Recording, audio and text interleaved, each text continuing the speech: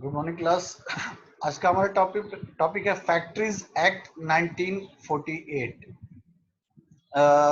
जैसा कि आप जानते हैं कि हर फैक्ट्री में फैक्ट्री की डेली रूटीन्स को परफॉर्म करने के लिए, फैक्ट्री का प्रोडक्शन करने के लिए हमें मशीनरीज के साथ ही साथ मैन पावर की भी जरूरत होती है। ठीक है, तो मशीन्स अपना काम अच्छे से कर सकें, इसके लिए हम मशीन को मेंटेनेंस प्रोवाइड करते हैं। उसी तरह से वर्कर्स जो उस फैक्ट्री में काम कर रहे हैं, जो उस मशीनरीज पे काम कर रहे हैं, या जो उस फैक्ट्री के लिए काम कर रहे हैं, वो वर्कर्स अपना काम सही से कर सके, वो अपना काम बड़े मन से, बड़े इंटरेस्ट लगा के अपने काम को कर सके, उनका कोई शोषण ना किया जा सके फैक्ट्रीज के ओनर के द्वारा।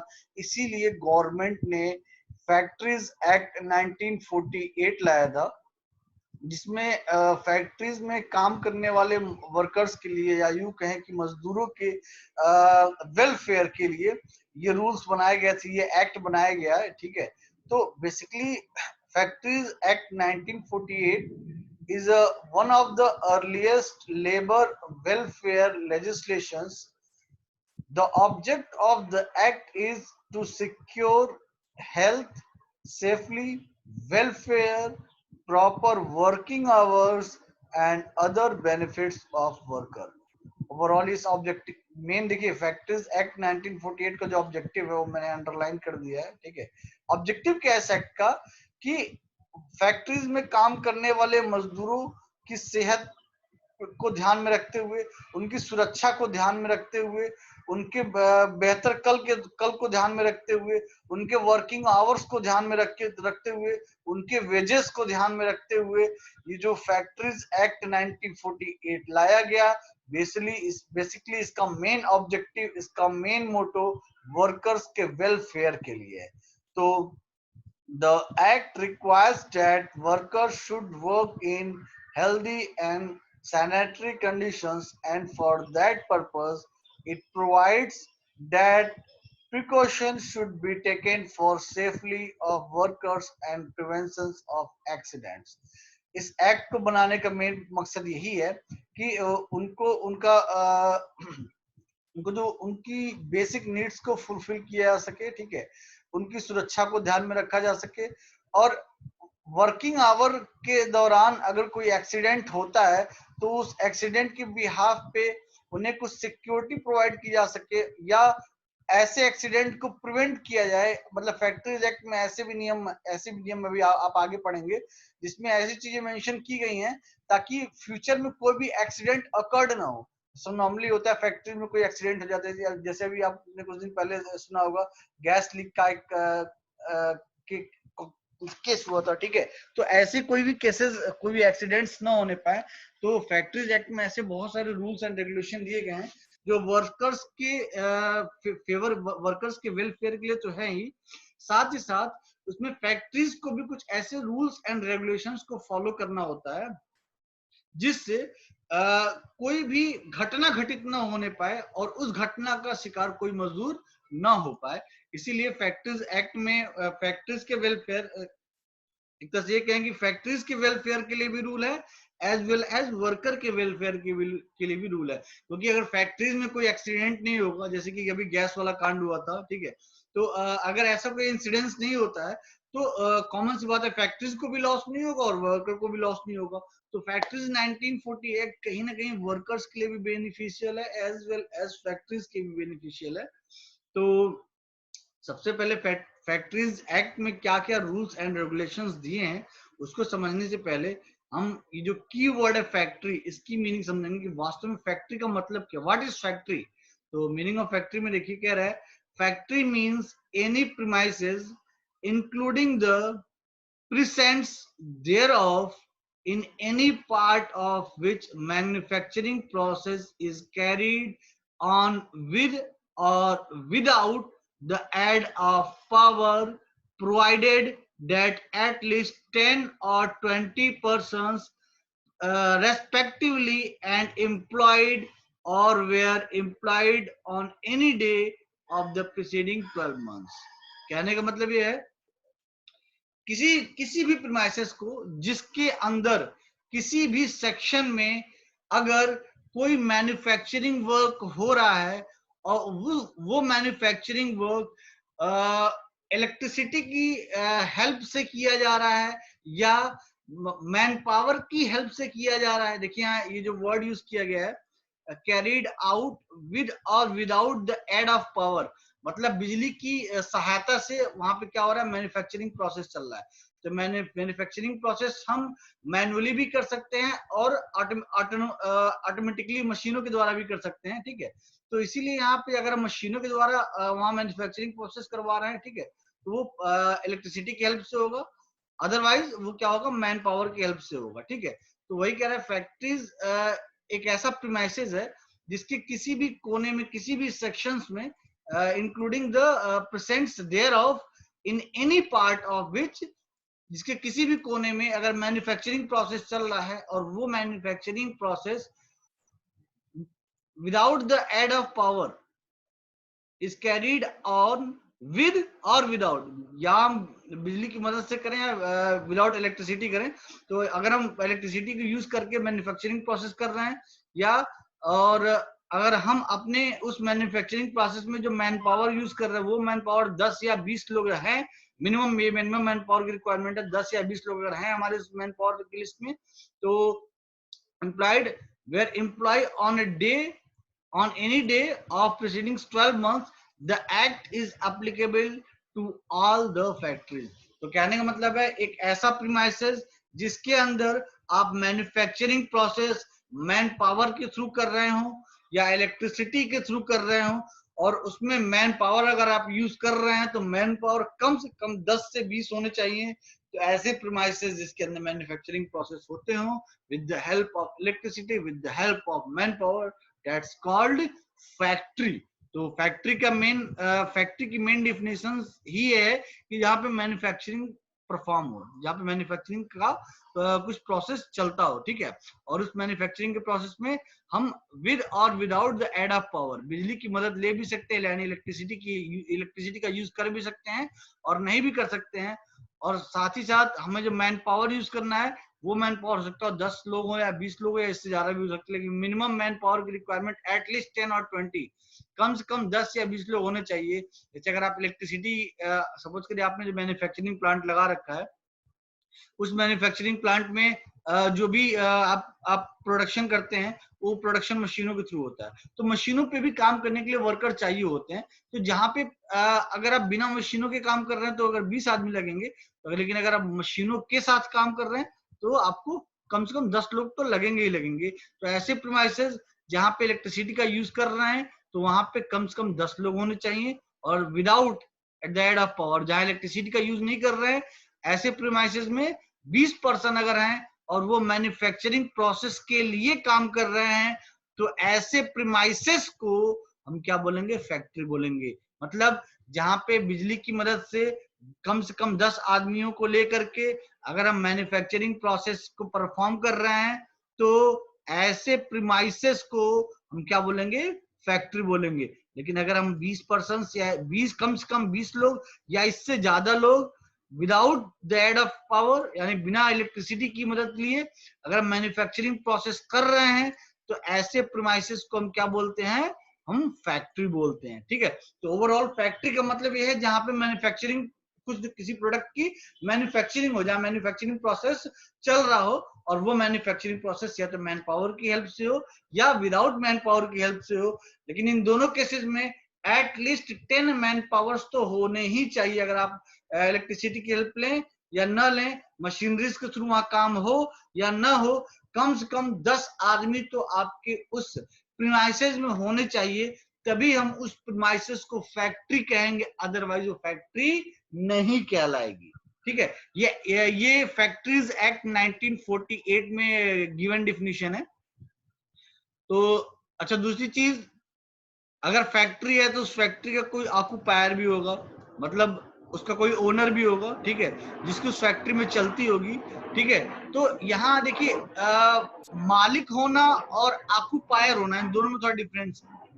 ओनर होना एंड ऑक्यूपायर, ऑक्यूपायर मतलब ऑक्यूपाई करना, किसी की जगह को ले लेना, ठीक है। तो यहाँ फैक्ट्रीज में आपने देखा होगा डायरेक्टर की एक पोस्ट होती है, ठीक है, हर फैक्ट्री फैक्ट्रीज में एक डायरेक्टर होता है, ठीक है, जो क्या करता है उस फैक्ट्री की overall manufacturing process, overall technical process, overall activities को गवर्न करता है, ठीक है।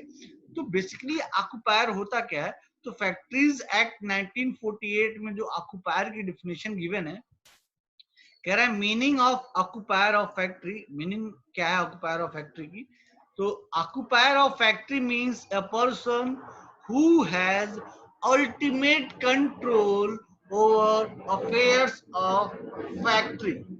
फैक्ट्री के हर एक एक्टिविटी में उसका अल्टीमेट कंट्रोल, मतलब उस फैक्ट्री के हर एक कोने में, हर एक काम में, हर एक समय सिर्फ उसी की चलती हो, तो उसे हम क्या बोलेंगे, ऑक्यूपायर। तो ऑक्यूपायर का मतलब ये मत समझिए कि ओनर नहीं होता ऑक्यूपायर, लेकिन ऑक्यूपायर में भी ओनर हो सकता है, लेकिन हर केस में ऑक्यूपायर ओनर नहीं होता है। तो what is occupier? It includes a partner in case of a firm and director in case of a company। अगर वो फर्म है, ठीक है, तो उस केस में जो पार्टनर होगा वही क्या होगा, ऑक्यूपायर होगा, ठीक है। फर्म का मतलब अगर आप कोई बिजनेस चला रहे हैं, ठीक है, तो उस केस में वो जो पार्टनर है, आपको फर्म की डिफिनेशन मैंने बताया था, ठीक है। फर्म जहाँ पे दो या दो से ज्यादा लोग साझा करके कोई बिजनेस स्टार्ट करते हैं, ठीक है, तो कोई अपने गोल को अचीव करने के लिए कोई प्रोसेस स्टार्ट करते हैं, कोई बिजनेस प्रोसेस स्टार्ट करते हैं, तो उसे हम फर्म बोलते हैं, ठीक है। और उन सभी के मिलने से ही फर्म बनता है, उन सभी पार्टनर्स के पार्टनरशिप से ही क्या बनता है, फर्म बनता है। तो अगर हम फर्म के टर्म में, अगर हम ऑक्यूपायर को डिफाइन करेंगे, तो फर्म के टर्म में अगर मैं ऑक्यूपायर को डिफाइन करूं, तो उस केस में जो पार्टनर होगा, यानी जो बिजनेस का ओनर है, वही क्या है, यहाँ पे ऑक्यूपायर है। बिजनेस का जो ओनर है वही क्या है, ऑक्यूपायर है। लेकिन and director in case of company, लेकिन अगर किसी कंपनी के टर्म में बात करूं, ठीक है, जैसे मान लीजिए किसी फैक्ट्री के लिए ले लीजिए, ठीक है, तो जो फैक्ट्री में जो डायरेक्टर होता है, ठीक है, फैक्ट्री में जो डायरेक्टर वो ओनर नहीं है, वो ओनर नहीं है। हाँ, लेकिन वो डायरेक्टर इतना कैपेबल है कि उस फैक्ट्री की सारी एक्टिविटीज को, उस कंपनी की सारी एक्टिविटीज को गवर्न कर सकता है, मॉनिटर कर सकता है, स्मूथली चला सकता है, ठीक है। तो कहने का मतलब ये है कि ऑक्यूपायर बेसिकली वो है जो अपने उस फर्म में, अपने उस कंपनी में, अपने उस फैक्ट्री में जिसका अल्टीमेट कंट्रोल हो over affair of factories. Factories की हर एक एक्टिविटी में, उस कंपनी की हर एक एक्टिविटी में, उस फर्म की हर एक एक्टिविटी में उसका क्या हो, अल्टीमेट कंट्रोल हो। और अगर वो पर्सन किसी फर्म से रिलेटेड है, तो वो क्या, वो ऑक्यूपायर ऑक्यूपायर कौन होगा, एक पार्टनर होगा। और अगर वो पर्सन किसी कंपनी से बिलोंग करता है, तो उस केस में ऑक्यूपायर क्या होगा, डायरेक्टर होगा।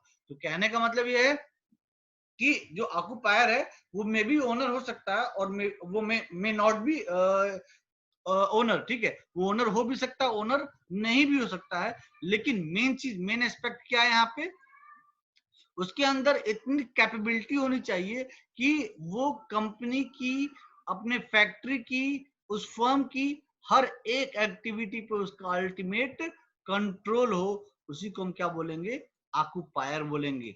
तो अगर आप सपोज करिए हम चार लोग मिलकर कोई फर्म अगर सेटअप कर रहे हैं, कोई बिजनेस स्टार्ट कर रहे हैं, तो ऐसा नहीं है कि उन चार लोगों में चारों ऑक्यूपायर होंगे, नहीं, कोई एक पार्टनर ऐसा होगा उसमें जिसका अल्टीमेट कंट्रोल होगा, मतलब उसको अपने बिजनेस की अच्छे से नॉलेज होगी। वो क्या करेगा, सबसे ज्यादा मॉनिटरिंग करेगा अपने बिजनेस की, हर एक एक्टिविटीज में उसकी डिसीजन ही चलेंगी। तो उस केस में वो पार्टनर क्या बनेगा, वो ऑक्यूपायर होगा उस बिजनेस का। तो कहने का मतलब ये है कि वो पर्सन जिसके अंदर किसी भी बिजनेस प्रोसेस को स्मूथली हैंडल करने की, मैनेज करने की, किसी फैक्ट्री की हर एक एक्टिविटी को प्रॉपर कंट्रोल करने की अगर कैपेबिलिटी है, तो ही वो ऑक्यूपायर बन सकता है। अब आगे देखिए, कह रहा है it may be noted that if a factory is run by a company, अगर कोई फैक्ट्री किसी कंपनी के थ्रू रन हो रही है, then only the director of company can be treated as occupier. तो उस केस में क्या होगा, जो डायरेक्टर होगा वो क्या होगा, ऑक्यूपायर की तरह ट्रीट किया जाएगा। The occupier shall ensure as far, अच्छा एक चीज और, अगर कोई सपोज करें मैं अपने कॉलेज की बात करूं, तो हमारे कॉलेज में डायरेक्टर सर हैं, ठीक है। अगर हमारे कॉलेज में कोई भी अच्छी एक्टिविटी होती है या कोई भी बुरी एक्टिविटी होती है, हर चीज की रिस्पॉन्सिबिलिटी डायरेक्टर की होती है, ठीक है। हर चीज के लिए अप्रिशिएट किया जाएगा तो डायरेक्टर को किया जाएगा, और हर चीज के लिए ब्लेम किया जाएगा तो डायरेक्टर को किया जाएगा। ओवरऑल कहने का मतलब यह है कि हर एक एक्टिविटी जो भी कॉलेज में होती है, कहीं ना कहीं उसमें डिसीजन किसका होता है, डायरेक्टर का होता है। तो उनके डिसीजंस की वजह से अगर कुछ बुरा होता है तो उन्हें ब्लेम किया जाएगा, अगर उनके डिसीजन की वजह से कुछ अच्छा होता है तो उन्हें अप्रिशिएट भी किया जाएगा। तो यहाँ देखिए कह रहा है द ऑक्यूपायर शैल इंश्योर, यहाँ ऑक्यूपायर मींस अगर मैं किसी फैक्ट्री की बात कर रहा हूँ, ठीक है, किसी कंपनी की बात कर रहा हूँ, तो ऑक्यूपायर मींस क्या, डायरेक्टर। यहाँ मैं ऑक्यूपायर को रिप्लेस कर रहा हूँ डायरेक्टर से, तो ऐसे समझिए the director shall ensure as far as possible health, safety and welfare of workers while they are working in a factory। जो ऑक्यूपायर है यानी जो डायरेक्टर है, जिसके दिशा निर्देश पे सब कुछ चल रहा है, जिसका अल्टीमेट कंट्रोल है उस ऑर्गेनाइजेशन में, उस फर्म में, उस फैक्ट्री में, उस कंपनी में, उसका मेन टास्क क्या होता है कि वो हेल्थ के रिगार्डिंग, सेफ्टी के रिगार्डिंग और वर्कर्स की वेलफेयर के रिगार्डिंग वो कुछ प्लानिंग करे, ठीक है। तो the name of the occupier of the factory is required to be inform to the chief inspector of factories. Government of India के थ्रू चीफ इंस्पेक्टर बनाए जाते हैं फैक्ट्री, जैसे आपने थाने में चीफ इंस्पेक्टर होते हैं, ठीक है। जैसे ड्रग्स के चीफ इंस्पेक्टर होते हैं, ड्रग मतलब दवाइयों के भी चीफ इंस्पेक्टर होते हैं, जो ड्रग के मार्केट को इंस्पेक्ट करते हैं, कहीं कोई गलत दवा तो नहीं बेची जा रही है। वैसे ही फैक्ट्रीज के भी चीफ इंस्पेक्टर्स होते हैं, जो गवर्नमेंट ऑफ इंडिया के थ्रू अपॉइंट किए जाते हैं। वो ये चेक करते हैं कि क्या इन फैक्ट्रीज में फैक्ट्रीज एक्ट 1948 के तहत सारे नियम एंड सारे रूल्स एंड रेगुलेशंस को फॉलो किया जा रहा है या नहीं। तो यहाँ पे देखिए कह रहा है the name of the occupier, यानी जो डायरेक्टर है उस कंपनी का, उस फैक्ट्री का, उस डायरेक्टर की सारी डिटेल किसके पास भेजी जाती है, चीफ इंस्पेक्टर ऑफ फैक्ट्रीज, यानी जो सभी फैक्ट्रीज का जो चीफ इंस्पेक्टर उसके पास दी जाती है, ताकि इन केस कभी फ्यूचर में अगर कोई प्रॉब्लम होती है या ये कंप्लेन जाती है कि उस फैक्ट्री का जो ऑक्यूपायर है इस फैक्ट्री में फैक्ट्रीज एक्ट 1948 के कुछ रूल्स को फॉलो नहीं कर रहा है, तो डायरेक्टली ये चीफ इंस्पेक्टर उस ऑक्यूपायर से कम्युनिकेट करके उस प्रॉब्लम्स को सॉर्ट आउट करते हैं या उनके अगेंस्ट कोई एक्शन लेते हैं। The occupier will be held responsible if the provisions of the Factories Act 1940 are not compiled with। अच्छा अब देखिए इसमें facilities and convenience. Factories act 1948 के तहत कुछ पॉइंट्स मेंशन किए गए हैं, जिसमें ये बताया गया है कि फैक्ट्रीज को क्या क्या फैसिलिटीज प्रोवाइड करानी है, ठीक है। जैसे पहला है factory should be kept clean, factory बिल्कुल साफ सुथरी होनी चाहिए। There should be arrangement to dispose of waste and influence, अगर फैक्ट्री से कोई वेस्टेज मटेरियल निकल रहा है, ठीक है, या आफ्टर प्रोडक्शन कोई सपोज करिए वेस्ट केमिकल प्रोडक्ट अगर निकल रहा है, तो उसको डिकम्पोज करने के लिए फैक्ट्री के पास कोई ना कोई प्रॉपर अरेंजमेंट होना चाहिए। Ventilation should be adequate, factory में ऐसा नहीं होना चाहिए कि जो मजदूर काम कर रहे हैं गर्मियों में एकदम घुट रहे हो, उन्हें सांस लेने में प्रॉब्लम हो रही हो, फैक्ट्री में वेंटिलेशन ना हो। तो फैक्ट्री को इस तरह से कंस्ट्रक्ट किया जाना चाहिए कि उसमें प्रॉपर वेंटिलेशन हो। Reasonable temperature for comfort of employ should be maintain, अगर वहां पे लगता है कि बहुत ज्यादा गर्मी है तो या तो जो जो कंपनी के हेड हैं, ठीक है, उनकी जो डायरेक्टर हैं उनकी रिस्पॉन्सिबिलिटी क्या बनती है, या तो एसी लगवाएं या फैन लगवाएं या कूलर लगवाएं या वेंटिलेशन की फैसिलिटी प्रोवाइड कराएं जिससे वहां पे गर्मी ज्यादा न हो। Dust and fumes should be controlled below permissible limits, अगर बहुत ज्यादा धुआं और डस्ट हो रहा है आपके प्रोडक्शन वर्क की वजह से, आपके मैन्युफैक्चरिंग वर्क की वजह से, तो उसको भी आप कंट्रोल करिए। Artificial humidification should be at prescribed limits, artificial humidification भी करना होता है, एक प्रिस्क्राइब्ड लिमिट दी होती है गवर्नमेंट ऑफ इंडिया के थ्रू, उसको इन्हें फॉलो करना होता है। Over crowding should be avoided, ऐसा भी नहीं होना चाहिए कि काम करने के फैक्ट्री में प्रोडक्शन वर्क चल रहा है तो किसी एक मशीन को छोड़ के सारे मजदूर किसी दूसरे मशीन के पास खड़े होकर मोटर गश्ती कर रहे हैं, बातें कर रहे हैं। मतलब वर्किंग आवर में क्राउडिंग भी अलाउ नहीं है, इससे एक्सीडेंट होने के चांसेस भी रहते हैं। तो over crowding should be avoided. adequate lighting, drinking water, toilet, and spitons should be provided. मतलब पर्याप्त लाइटिंग होनी चाहिए कंपनी में, ठीक है, ड्रिंकिंग वाटर की फैसिलिटीज होनी चाहिए, टॉयलेट होना चाहिए, थूकदान होना चाहिए। मतलब ये जो बेसिक चीजें हैं ये कंपनी में हर जगह अवेलेबल होनी चाहिए ताकि वर्कर्स को कोई असुविधा ना हो। ये तो बेसिक फैसिलिटीज हो गई।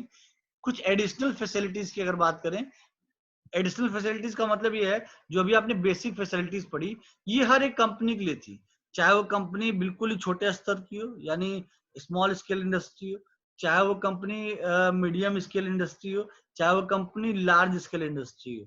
अब जो एडिशनल फीचर्स हम पढ़ने जा रहे हैं ये एडिशनल फीचर्स उन कंपनियों के लिए है जो जो इन रूल्स सॉरी इन इन फैसिलिटीज इन फैसिलिटीज को प्रॉपरली मतलब इन फैसिलिटीज से प्रॉपरली वो सेटिस्फाइड नहीं हो सकते हैं, ठीक है।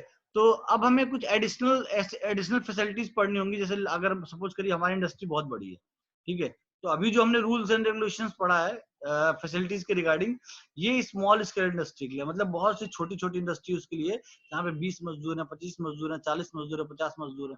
लेकिन जहाँ पे 2000 मजदूर एक साथ काम कर रहे हो, जहाँ पे 4000 मजदूर, 6000 10,000 मजदूर एक साथ काम कर रहे हो, तो ऐसे फैक्ट्रीज के लिए, मतलब ऐसे कंपनीज के लिए ये रूल्स जो है पर्याप्त नहीं है, ठीक है। तो इन रूल्स के अलावा हमें कुछ एडिशनल रूल्स और फॉलो करने होंगे regarding facilities for large scale industries. तो अब जो हम रूल्स पढ़ने जा रहे हैं वो है additional facilities in case of large factories. अगर हमारी फैक्ट्री बहुत बड़ी है तो उस केस में हमें जो ऊपर सुविधाएं हमें कंपनी को जो सुविधाएं देनी है, इन सुविधाओं से काम नहीं चलने वाला है, इसीलिए कुछ एडिशनल बेनिफिट्स क्या होंगे वो उन एडिशनल बेनिफिट्स की अब हम बात करेंगे। तो पहला है हमारा एम्बुलेंस रूम इफ 500 और मोर वर्कर्स आर एम्प्लॉयड, ठीक है, एम्बुलेंस रूम होना चाहिए, ठीक है। अगर हमारी कंपनी में 500 से ज्यादा अगर एम्प्लॉयज काम करते हैं। कैंटीन फैसिलिटी होनी चाहिए if 250 or more workers are employed. Rest room centres with drinking facility if 150 or more workers are employed। मतलब crisis if 30 or more women's worker are employed। कहने मतलब है कि शिशु कक्ष भी होना चाहिए। अगर जैसे मान ली हमारी कंपनी बहुत बड़ी है और हमारी कंपनी में 100 महिलाएं काम करती हैं, हो सकता हो किसी भी महिला को प्रसव हुआ हो, उसका छोटा बच्चा हो, तो उसको अपने बच्चों की देखभाल करने के लिए, अपने उस फैक्ट्री में काम करने के दौरान बच्चे की देखभाल करने के लिए एक शिशु कक्ष होना चाहिए।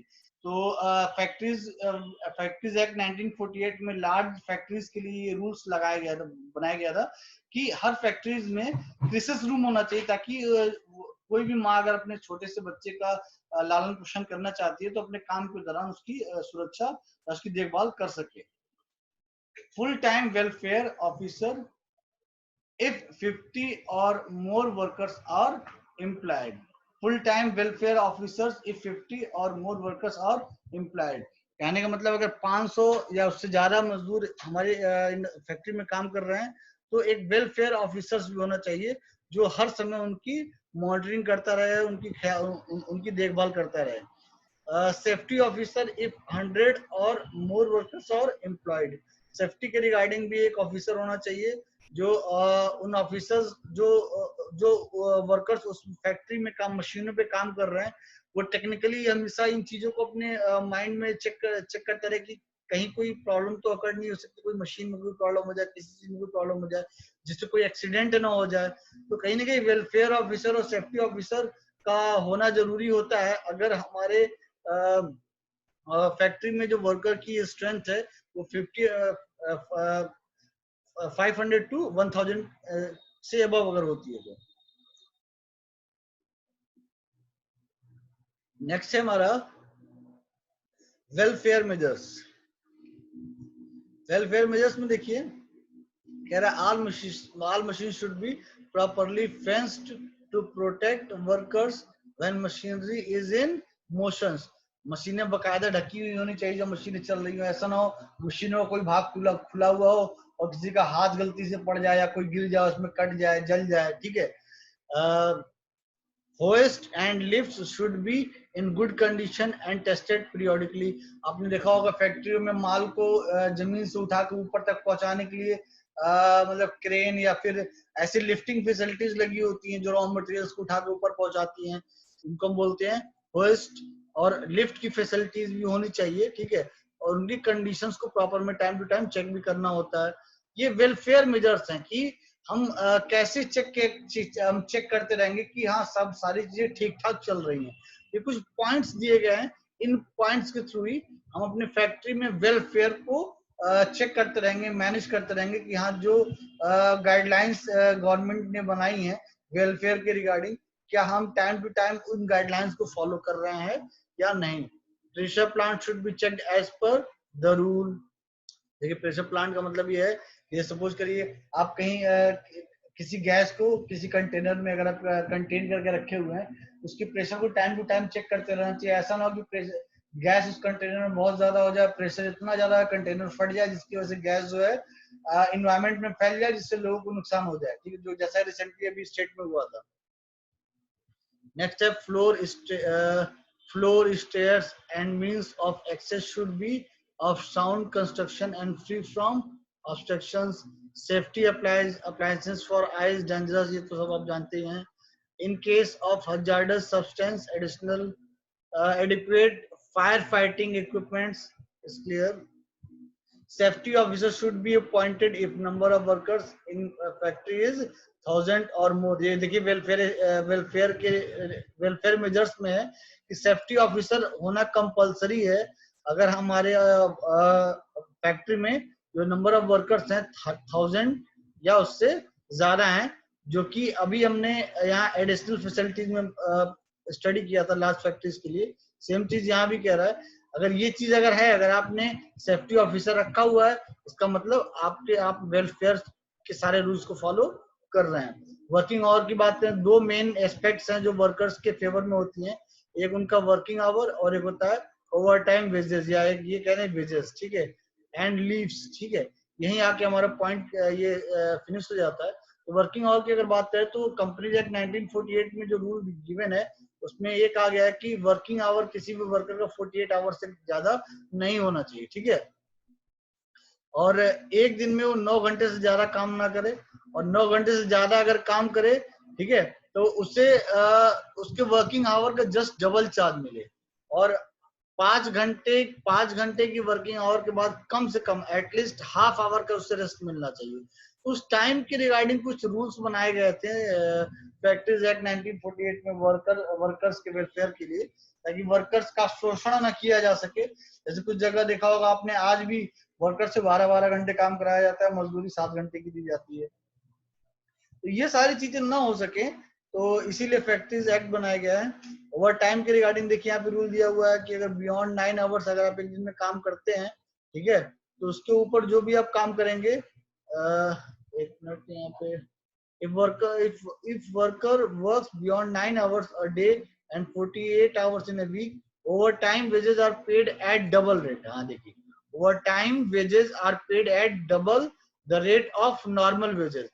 अगर आप दिन में 9 घंटे की ड्यूटी है, अगर आपकी 9 घंटे के बाद अगर 1 घंटे आप एक्स्ट्रा काम कर देते हैं तो उस 1 घंटे का जो नॉर्मल वेजेस आप बनता है आपका आपकी सैलरी के अकॉर्डिंग, उसका जस्ट डबल पेमेंट आपको किया जाएगा। ये फैक्ट्री एक्ट में मेंशन किया गया है।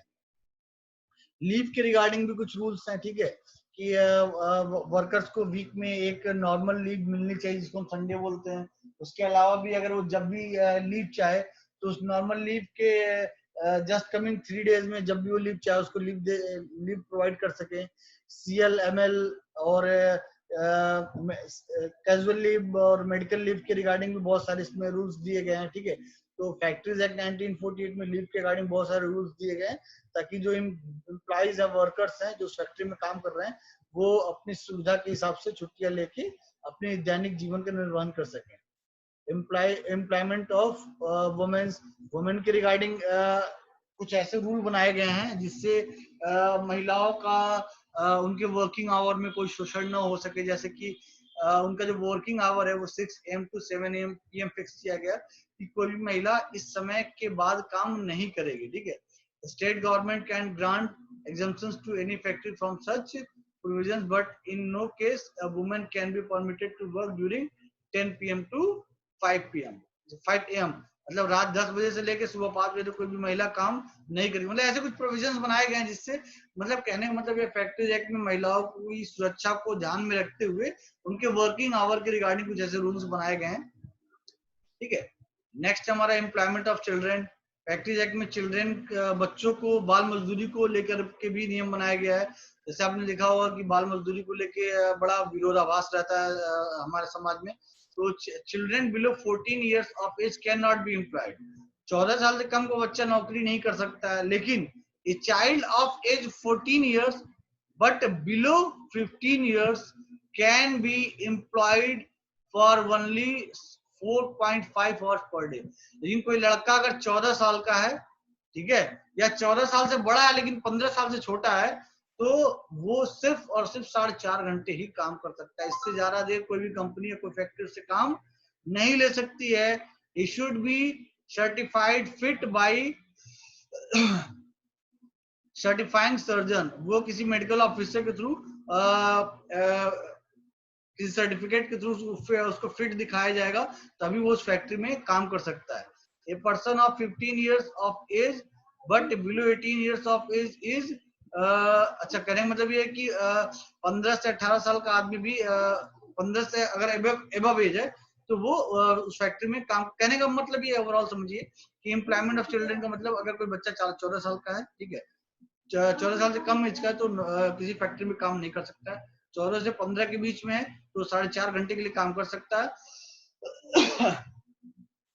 और अगर इससे अबव एज में है तो भी फैक्ट्री में काम कर सकता है, बट कुछ टाइम कंस्ट्रेंट्स दिए गए हैं उसको फॉलो करते हुए, ठीक है। हर फैक्ट्री में एक नोटिस बोर्ड भी होना चाहिए जिसमें जो भी गाइडलाइंस फैक्ट्री फॉलो कर रही है उस पर गाइडलाइंस को डिस्प्ले किया जाए, ताकि उस फैक्ट्री में काम करने वाले वर्कर्स उस फैक्ट्री की सभी गाइडलाइंस, रूल एंड रेगुलेशन से अवेयर रहें।